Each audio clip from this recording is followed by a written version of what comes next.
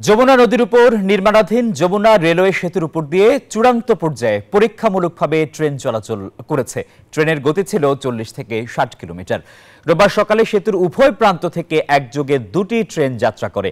Railway কর্তৃপক্ষ জানিয়েছে, কোনো প্রকার ত্রুটি পরিলক্ষিত না হলে দ্রুত সময়ে আনুষ্ঠানিকভাবে ট্রেন চলাচলের জন্য খুলে দেওয়া হবে। পর্যায়ক্রমে ট্রেনের গতি 120 কিলোমিটার পর্যন্ত নেয়ার কথা রয়েছে। একযোগে ট্রেন চলাচল করায় উচ্ছ্বসিত প্রকল্প সংশ্লিষ্টরা।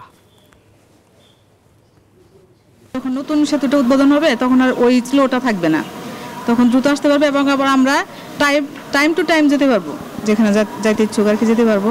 এটা ট্রায়াল রান হতে যাচ্ছে, এতে আমরা খুব খুশি এবং আমরা আশা করি যে এই মাসের শেষের দিকে হয়তো এটা পুরোপুরি চালু হবে আর কি। আনন্দের কথা বলার তো আসলে শেষ নাই, কারণ আমরা খুবই এক্সাইটেড। আগেই বলছি যে আমাদের এখানে এত বড় একটা বাংলাদেশের এত বড় একটা সম্পদ, যেটা আমরা তার অংশীদার হতে পেরে আসলে আমরা অনেক আনন্দিত।